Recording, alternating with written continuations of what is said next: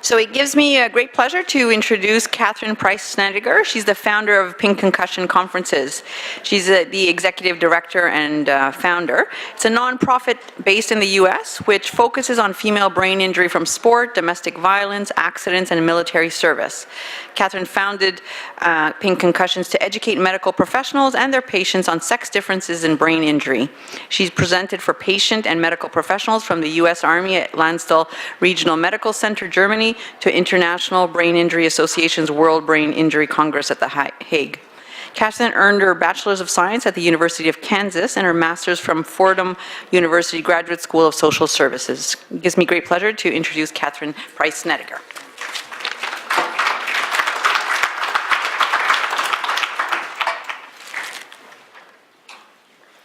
Hello, I'm really happy to be here. I'm the light presentation of the day. No big words. I'm a clinical social worker. I don't have my PhD. I can still communicate in smaller words. I want to know how many people out here are clinicians that actually see patients, see females? Okay, and how many are you in laboratories doing straight research?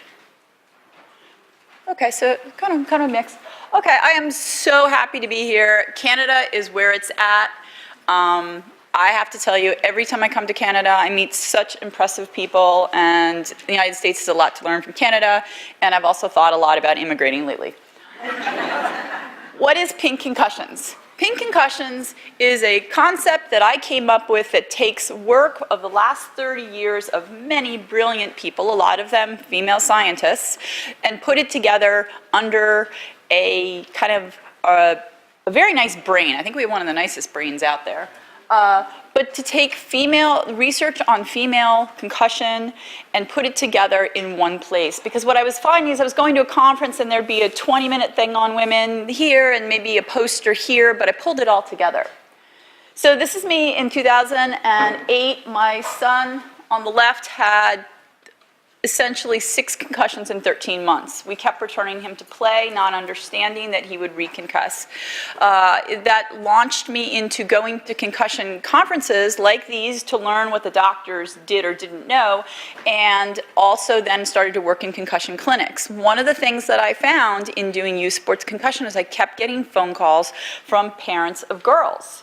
And 1 or 2 of the boys, but it's usually like we just left, the mountain, he's at the ER, we have a concussion. What I was getting from the female the parents of females we are 3 months out, we're 6 months out, she's out of school. So I kept explaining the research that had been Tracy Kavasin, 2002, 2003. I mean, this is not recent research. I kept showing parents the same research. I was looking at sports research. I was looking at military research, which exists on female brain injury. I was looking at accidents from the CDC and domestic violence. And when you take all of this research together in these separate silos and put it together, it's a really strong body of literature. And so I put it together under Pink Concussions. I built the website, and I thought that would stop the phone calls. Well, once the website went up, the phone calls increased. At the same time, and we also looked at the life cycle from shaken baby to toddler falls, playgrounds, bikes, to learning to drive, texting and driving, to falls, to domestic violence, military service, female brain injury at the workplace, to then the beginning of the golden years, I guess we're in now, and then senior falls. And so if you look at this literature all the way across, and then what does a brain injury as a child mean for a woman growing up? So overall, we know that traumatic brain injury in general occurs twice as often as males as it does in females.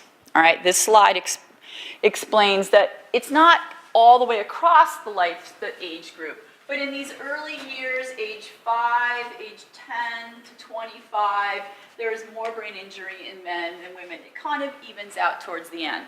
This slide will explain why there's more brain injury in men. Google jumping from pool to roof. About 800 to 1,000 male videos and about 2 women. This is why there's more brain injury in men. We'll just leave it at that. I have 3 sons, 3 brothers. 2012, the American Academy for Sports Medicine came out with this statement, which has been in a number of different organizations, that female athletes sustain more concussions at a higher rate than their male counterparts. So that doesn't mean that there's more female to male. There's more male concussion than female. But if you take away that risk factor, if you take away risk, so let's say soccer, males don't play with machetes and women don't. Males don't play with, it's the risk is the same.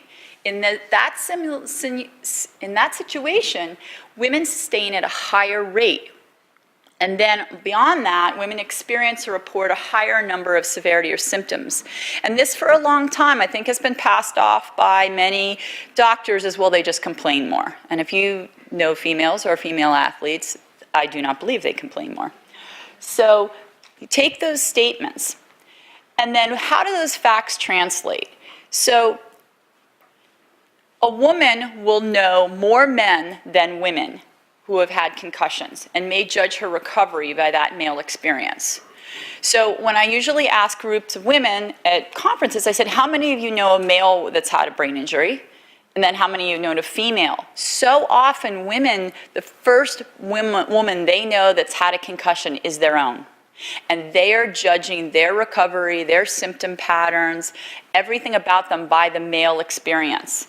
And when they feel that higher number and that more severe symptom scale, or when their recovery takes longer, then there's something wrong with them. And if that's the one thing that you take away from my talk, it's just that we have to educate women. They may need more time. And again, this is globally, and I think there's 80% of recover within 3 to 4 weeks, but it's that woman who's 4 months out, who has not recovered yet, who thinks that she is bad, wrong, malingering. And basically what I've done is I've talked to 1,000 women by phone, by email, by Twitter, and I just tell them they're not crazy, they're not bad, they're not malingering, they're not wrong. They just have a different recovery pattern than the one that they are used to, which that is male. And you know what, these women cry and tell me I'm like the greatest thing. I haven't given them a treatment. All I've told them is they're not crazy. It's a really low bar to bring up in the world. And if that recovery spans more than a few weeks, then you have the issues with depression, isolation, self-doubt, anxiety. And some of these come along with brain injury, but when you add them on top of because nobody is caring for you and they all think you're faking, it's really a powerful, powerful combination. Her friends, her family, her employer, her spouse question, what are you doing? Every guy I ever know is back after 3 weeks. You're 4 weeks out. You're obviously a nut job or you just don't want to come to work. This doesn't happen with cancer. In 2013, I was diagnosed with cancer, breast cancer, and I put it out on Facebook and Zoom before I shaved my head. They started bringing food to my door. I had 40 weeks of casseroles. I have a whole shelf of religious objects that people prayed over me in various countries. I had 75 paper cards, with the stamp, for my birthday. I had a surprise party. Literally the year of cancer for me was like being a prom queen. I had divorced a couple of years earlier and my social circle had gotten smaller. Cancer, everybody loves you. You're beautiful, you're amazing. And it was the same friends that I'd had through my concussions and my kids' concussions. I got one meatloaf with bacon for the divorce. But cancer, we know how to take care of people with cancer. So now when I talk to sports teams, instead of talking about that one person, like if there's 30 families in the room, 2 or 3 of those kids are going to have a concussion in the oncoming season. I said, how about the other 27 of you? How about you commit to each of you making a meal for the family that gets the concussion? Each of you make a commitment to take those siblings for a car ride. How can we care for the people around us? Because I do think that some of the issues with recovering from these are the isolation that you feel. So our mission is twofold. With the medical and science community, we've run 5 international summits. We've had incredible people speak for us, and most of the people that have spoken at our events have done mini videos. So on our website, we have about 70 mini videos from 2 to 4 minutes in length where you can hear world experts that's presented at our events. We've had Pink Concussions Awards to bring up in the community people that are working on this topic. We have a professional advisory board now over 70 world experts. And then for women and girls, we do educational information. We have videos of stories. So if you haven't met another woman with brain injury, you can go on our website and you can play videos of women who have had brain injuries. We have 5 Facebook support groups I'll talk about later, and we have internships and meetups.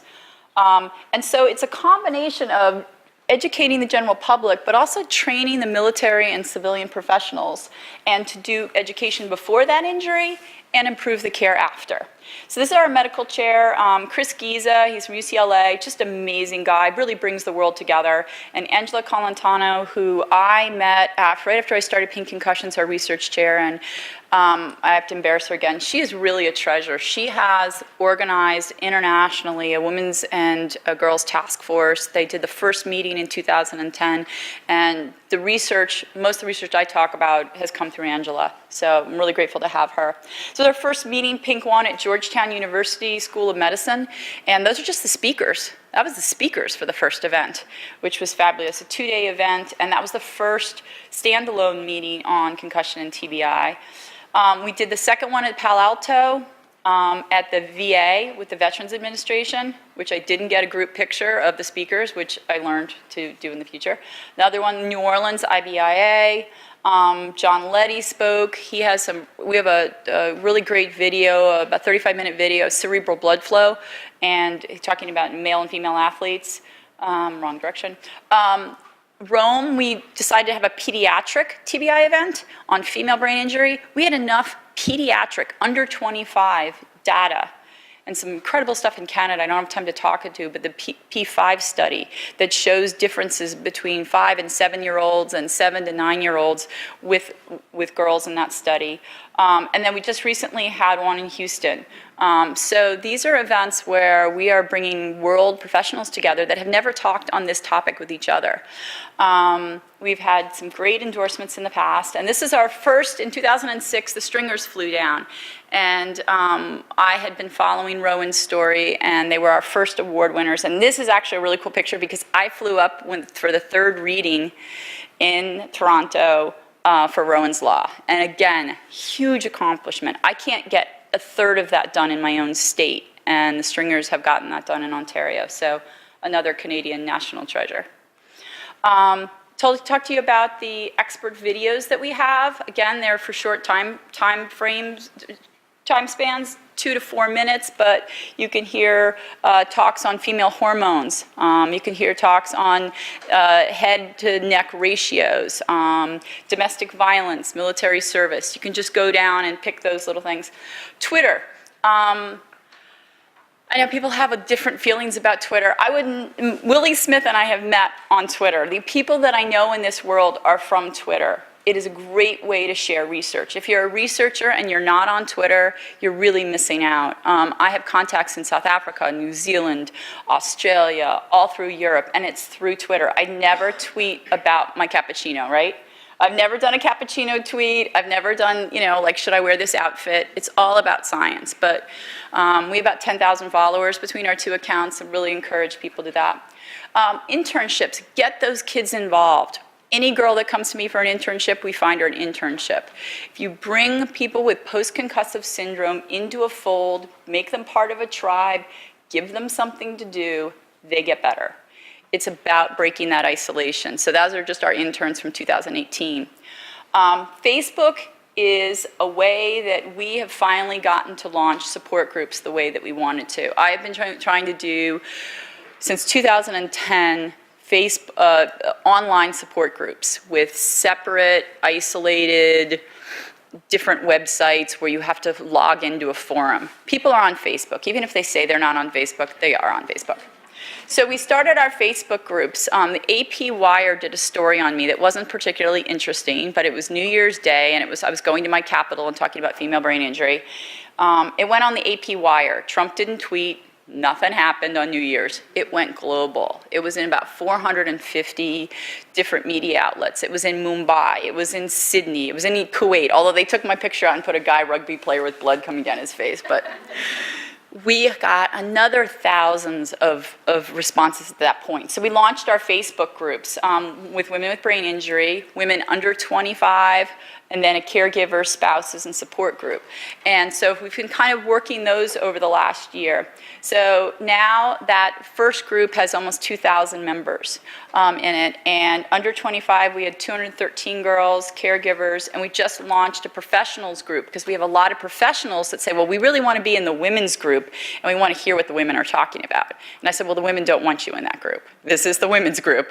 They feel safe there. So we launched a professionals group, but what's interesting is that a whole bunch of the professionals actually have brain injuries, but they don't want to be in a professional form.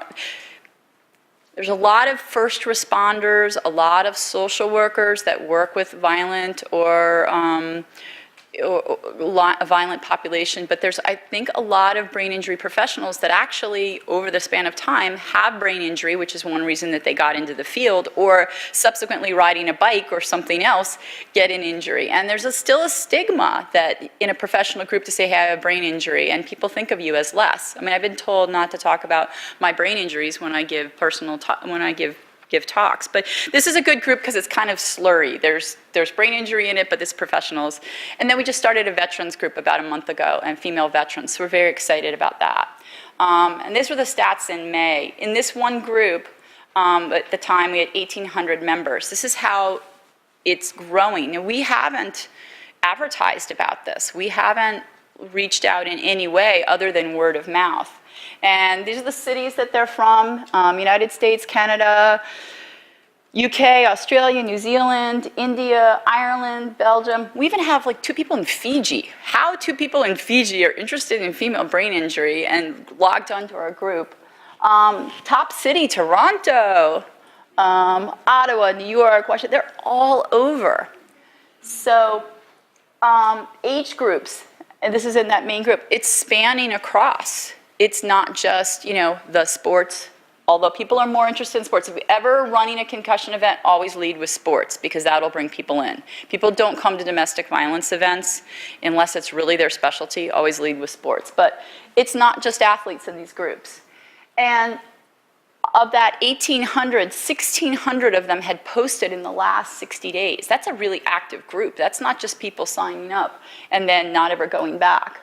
Now this is pretty exciting. In 60 days, there were almost 1,000 posts where somebody's putting a post. And from that, there were 13,000 comments where people are commenting under. And then in those emoji, you can do like smiley face, cry face, that kind of thing. 23,000.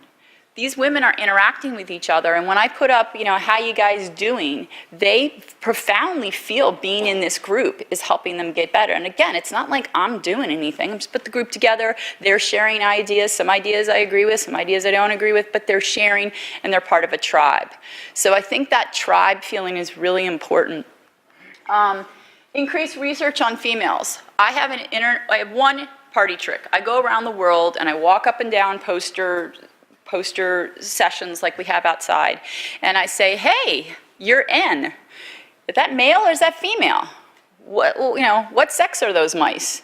Or if they have male and female, I'm like, have you ever compared the results? And people are like, wow, no, that's amazing.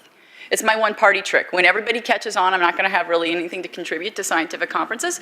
But at this point, so often, we aren't looking at sex as a biological variable. Right now in the United States, NIH just had a big conference on sex as a biological variable. And if you have an ongoing study and you haven't included females, but you want to, they have supplemental money. You just add females into your study and you put results on the back end, you get money. This is a funding source. So if you're looking for funding, look for funding where you're including women. And not only putting women in the beginning of the study, I want to see the results and I want to see the conclusions where women are included. It's not just good enough to put it in the beginning. And it's fabulous because if you look over the decades in the past, when female rats in the labs, their menstrual cycles threw off the results, the researchers at the time, for simplicity and because there's more male brain injury and because it's a pain in the ass, threw out the female rats. So it's now time to bring those female rats in. And yeah, they're going to throw off your results because female menstrual cycles changes your results. And that's why they didn't include the rats in the beginning. And that's why you need to include the rats, the female rats now. So that's my little lecture on that. Along with that is including women in postmortem tissue studies. And so our first partnership was with the VA in the US to try to recruit women. And when I talked to brain banks, they were like, yeah, we have 4 female brains, you know, and it's not enough to buy some brains off the back of a truck. You really need to include people in your research for decades and get that history. Like we're talking about Steve's history, getting that people to sign up to donate their brains in the future so that you have that research and you're building it. So this is incredibly important to me, and we pledged to, we committed to get 1,000 brains this year in our research. So it was very exciting as all of a sudden we got some Canadian women and they want to donate their brains, which we can't because it's a VA study. So call up Dr. Tater and say, hey, I got some Canadian women that want to be a part of it. So now it's very exciting that we're a part of, and we can pass Canadian women that want to donate their brains through the Pink Brain Pledge to Dr. Tater and his research. We also are making collaborations with Australia and New Zealand and World Domination. I want women to be a part of this research. It's really important because in the United States, when you sign your driver's license, for organ donation, that includes your organs, and that's at the time of your death. It can be transferred to somebody else in need. It doesn't include your brain. Brain research is IRB research where you have to fill out paperwork, and it has to be a completely different process where that team comes to retrieve the brain. And it's a different process, and it's important that people that are interested in this research sign up for it and tell their family members so it can be included. So that's part of the Pink Brain Pledge.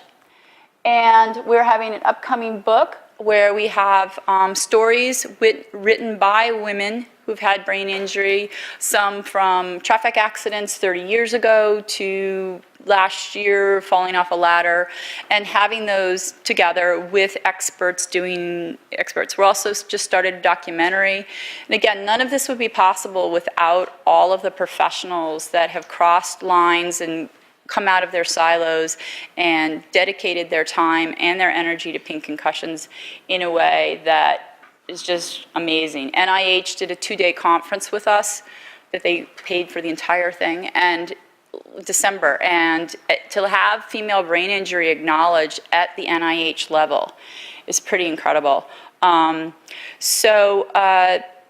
That's pretty much what I wanted to present. There's amazing science out there. There's great research. If you're interested in any aspect, contact me. I have about 100 little Pink Concussion pins, if anybody would like a pin afterwards. Please remember our resources. Remember that we have the Facebook groups, we have the website, we can connect women. And, you know, with all the good work that's being done in clinics, I think it's the one piece that you don't have time to run these support groups. They're very hard to run, to get people at brain injury together at night and to keep them going. We can provide that for you, and hopefully our next conference, very excited, is going to be in Toronto with IBIA. We're going to be a pre-conference day a year from March, and then hopefully the event after that will be in Sydney, Australia at the end of 2019.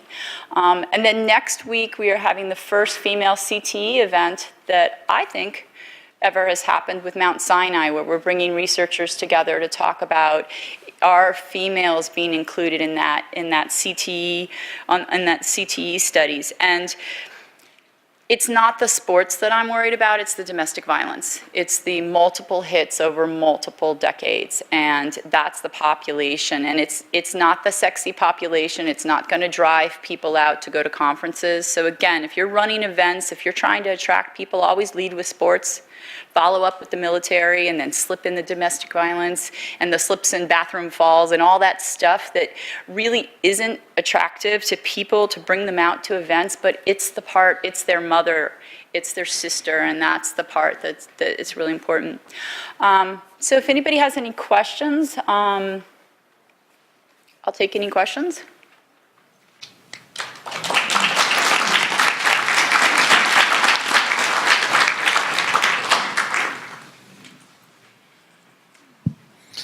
Thank you, that's very inspiring. Thank you for including all of the categories. There's a big category that I struggle with in my practice is the workplace injuries.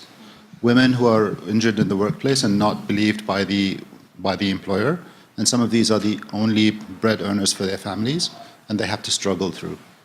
Can you comment on that? Actually, I ran, the first support group that I ran was supposed to be for males and females. It turned out to be 13 girls and 2 boys, and the 2 boys didn't even, they were back at school. But I ran it with an athletic trainer, and we ran this support group with these 13 girls, and we ran it twice a week for 10 weeks, and it was amazing. We did yoga, restorative yoga is key. We did restorative yoga, pulled them together, and then we did chat, and these girls just, they didn't need topics, they just chatted. They were just so excited to find each other. So that woman that ran, that athletic trainer, and I ran that group together, and she learned a lot. About that fall, she was hit in the back of the head with a football at an event that she was working, and she was concussed. They had her come in the next morning. She had to drive 40 minutes to drive in. She had terrible headaches. They sent her home. She did, in 4 weeks, she was fired from that athletic physical therapy office. You know, here's someone, and they told her that she got it in her head running the support group with me, and that's why she was malingering. You know, so there's firsthand, but women that work in restaurants, women that work in nightclubs, women that work in any environment where alcohol is served, along with the sexual abuse aspects of that. Also, women that work in schools or mental health clinics or hospitals where they're taking a role with patients that can be violent. One of the women that speaks all the time was a young student, and her internship was to sit with a 6'3" autistic 18-year-old who one morning when she was getting him ready for school, he didn't get his TV privileges, and he stood up, beat her severely, sat down and cried. And she was so in shock from this, you know, because nobody had prepared her. So, you know, I do think there's so many situations where women in the workplace, they don't have great insurance to begin with. They don't have high-paying jobs. They're one-on-one with their patients. And from what Angela's research shows is that women are less likely to be referred to brain injury rehab after. And if you have this stigma that you're sort of making it up to get out of it, we just finished a study of 1,500 teenagers. I dragged Dr. Stewart through it last night at dinner, but and basically what we asked the teenagers is, are you lying about having concussions so you don't have to go back to schoolwork? Are you lying about having concussions so you don't have to go back to play? Because the schools still think these kids are making it up. I mean, I don't know where sitting at home not being with your friends is really considered that much fun. You know, these kids want to be back at work. So thank you for your question. I do think that so often as society, and that was the other thing with cancer, nobody ever came up to me and said, are you sure it's cancer? Maybe it's just a lump, you know? Like, and this was before I lost my hair. Once I was bald, I could take any object and return it to any store and they would just give me credit. You are so believed. I went to IKEA with this pile of stuff and they were just handing me gift cards. But just all you have to do is say you have cancer, and people are incredibly, and I think cancer, I don't mean to joke about cancer because there's some, but in general, the community feels, somebody taught us that along the way. Somewhere along the way, Some people reached out and built a community where when you have cancer, people generally support you, at least the first time you have cancer. I was told by a friend who's had cancer 3 times. It declines with subsequent cancers. But that's the part that I really want to bring out, that we can support each other better.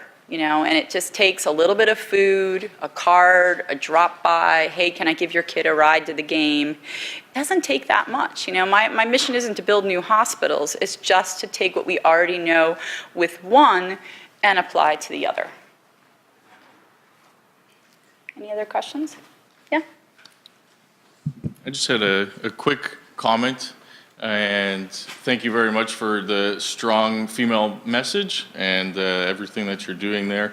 And I just want to note so some of our Canadian equivalents to the NIH, such as the Canadian Institute for Health Research and the National Science Engineering Research Council, now actually require in my experience, almost all grant applications to specifically address exactly how you will look at females versus males, so looking at sex-specific biological differences, and even now in Canada for like the gender-related LGBTQ differences that you might find. And so I think just that's a great positive move forward for equality's sake to look at this and to include it right at the heart of the project, which is really when you're getting the granting money to state and specifically address how you will incorporate these aspects into your project.